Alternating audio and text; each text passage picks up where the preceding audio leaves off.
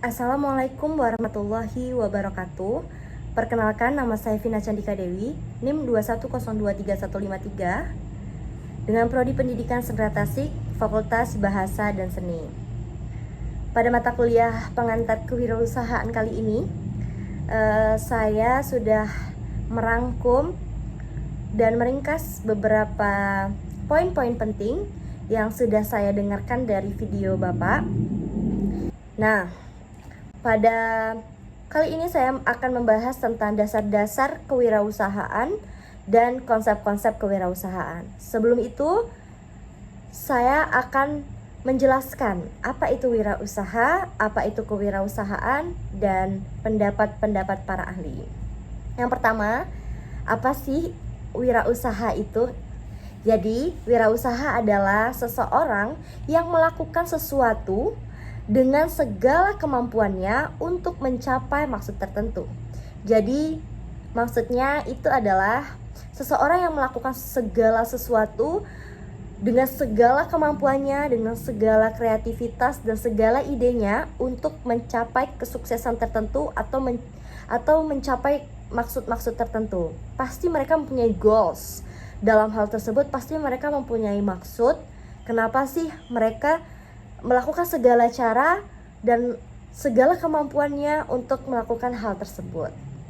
Jadi, wirausaha itu adalah seseorang yang melakukan segala sesuatu dengan segala kemampuannya untuk mencapai maksud tertentu.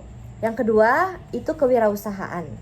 Tak jauh beda dari wirausaha, tetapi di sini kewirausahaan adalah usahanya. Jadi, kalau wirausaha itu adalah seseorang yang melakukannya, kalau kewirausahaan adalah usaha untuk menentukan, mengembangkan, kemudian juga menggabungkan inovasi, kesempatan dengan cara lebih baik agar memiliki nilai yang lebih dalam. Maksudnya gimana sih? Nah, jadi di sini maksud kewirausahaan adalah usaha-usaha seseorang untuk mengembangkan kemudian juga menggabungkan sebuah inovasi-inovasi dengan cara yang lebih baik lagi agar memiliki nilai-nilai yang lebih dalam, agar sesuatu yang ia lakukan itu memiliki nilai yang lebih dalam lagi, tidak hanya sekedar melakukan hal-hal yang tidak akan bernilai. Di sini saya akan menjelaskan pendapat-pendapat para ahli. Yang pertama ada Richard Cantillon. Ia menyebutkan bahwa seseorang pengusaha membeli barang saat ini pada harga tertentu dan menjualnya pada masa yang akan datang dengan harga tidak menentu. Definisi ini lebih menekankan pada bagaimana seseorang beresiko atau ketidakpastian. Nah, maksudnya adalah seseorang harus menanggung resiko atau ketidakpastian tersebut. Contohnya, seseorang yang sekarang membeli sesuatu barang dengan harga yang pasti dan akan menjualnya ke masa yang akan datang dengan harga yang tidak pasti. Akan terjadi dua kemungkinan. Yang pertama, akan gagal total, tidak akan mendapatkan untung atau bahkan rugi. Dan yang kedua, akan menghasilkan untung yang berkali-kali lipat dari harga belinya. Jadi di sini menekankan bahwa bagaimana seseorang akan beresiko dan ketidakpastian. Jadi menurut Richard Cantillon, kewirausahaan itu adalah usaha yang menekankan bagaimana seseorang itu beresiko dan ketidakpastian. Yang pendapat yang kedua itu dari Thomas W. Zimmerer yang menyebutkan bahwa penerapan inovasi dan kreativitas untuk memecahkan masalah dan memanfaatkan peluang yang orang lain hadapi. Nah, di sini adalah peluang para wirausahawan menerapkan seluruh inovasi, seluruh kreativitas dan ide-ide yang ia telah punya dan memecahkan masalah-masalah struggle yang apa sih yang terjadi pada saat sekarang ini, maka mereka akan memanfaatkan peluang tersebut. Mereka tidak akan tinggal diam. Mereka akan memanfaatkan peluang tersebut yang bahkan orang lain juga hadapi. Jadi mereka lebih lebih kreatif dan lebih menerapkan inovasi serta kreativitas untuk memecahkan masalah tersebut. Seorang wirausahawan tidak akan tinggal diam.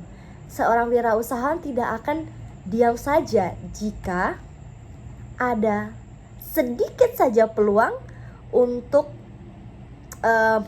bisa dimanfaatkan dalam memecahkan masalah-masalah tersebut.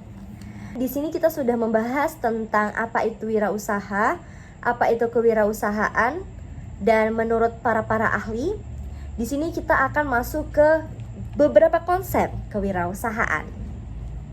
Yang pertama, wirausaha menuntut kemampuan dalam menciptakan kegiatan wirausaha.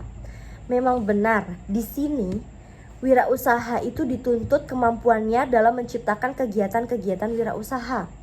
Jadi mereka akan dipush bagaimana mereka dituntut, bagaimana mereka akan menciptakan kegiatan-kegiatan kewirausahaan yang memang benar-benar kreatif dan inovatif. Biasanya orang-orang yang tergolong seperti ini itu orang-orang yang aktif dan tidak pernah diam, atau sibuk menciptakan ide-ide usaha yang aktif, kreatif, dan inovatif. Jadi biasanya orang-orang seperti ini itu tidak akan diam pasif, mereka akan aktif, tidak pernah diam, serta sibuk sekali menciptakan peluang dan ide-ide usaha yang aktif, kreatif, dan inovatif. Yang kedua adalah kemampuan memerlukan kreativitas dan inovasi seperti siklus yang terjadi secara terus-menerus. Dan wirausahawan akan berpikir terus-menerus untuk meningkatkan nilai-nilai jual atau barang yang sudah ada. Memang biasanya ada tuntutan atau ada bakat-bakat tertentu.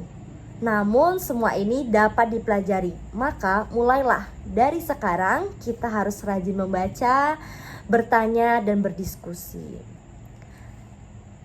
Tidak luput dari hal-hal tersebut, perbedaan antara wirausahawan atau seorang yang sudah berjiwa wirausaha dengan orang biasa adalah mereka tidak pernah diam, mereka mempunyai tekad yang tinggi untuk melakukan hal-hal yang baru, melakukan ide-ide yang baru, melakukan kreativitas yang baru, yang menekankan, yang akan membawa mereka ke hal-hal yang menurut mereka akan menuju sebuah kesuksesan. Jadi mereka tidak takut, mereka tidak akan merasa wah ini akan gagal, ini. Mereka tidak memikirkan resiko-resiko tersebut. Mereka berani memilih untuk melakukan hal-hal yang beresiko daripada tidak sama sekali. Maka jadilah kita salah satu orang-orang tersebut. Yang ketiga, ada kewirausahaan itu menerapkan kreativitas yang pada akhirnya kreativitas tersebut mampu memberikan kontribusi tidak hanya kita, tetapi banyak orang. Mampu menciptakan lapangan kerja, bukan hanya menjadi seorang pegawai atau job seeker, sehingga kita dapat bermanfaat untuk orang di sekitar kita. Nah, itulah tekad seorang wirausaha. Ia tidak ingin dirinya hanya sebatas menjadi pegawai. Ia tidak ingin dirinya hanya sebatas menjadi job seeker. Ia ingin menjadi seorang bos. Meskipun hanya baru di lingkaran sekecil ini, tetapi mereka ingin menjadi seorang bos. Tetap sekecil apapun usaha, tetapi kamu yang melakukan, kamu yang memberikan ide, serta kamu yang mencari kreativitas tersebut, dan kamu yang mampu menciptakan lapangan-lapangan pekerjaan tersebut, meskipun baru dalam lingkaran kecil, Anda sudah menjadi seorang bos. Itulah kenapa kita harus mengasah skill, kita harus tetap belajar bagaimana menjadi seorang wirausahawan. tidak hanya menjadi seorang job seeker, tidak hanya menjadi seorang pegawai. Kita harus berani bertekad untuk menjadi seorang wirausahawan. Kita harus berani mengambil resiko, langkah yang lebih jauh lagi. Kita juga harus menciptakan, dan kita harus dapat bermanfaat untuk orang lain. Nah, itulah beberapa hal yang bisa saya sampaikan dalam video kali ini. Di sini banyak kurang dan lebihnya, itu saya mohon maaf. Mungkin hanya ini yang bisa saya sampaikan. Insya Allah saya akan tetap belajar untuk melakukan hal-hal yang lebih baik dalam hal apapun. Kesalahan itu mutlak dari saya pribadi dan kebenaran itu mutlak dari Allah Subhanahu wa taala. Di sini videonya akan saya tutup. Terima kasih. Wassalamualaikum warahmatullahi wabarakatuh.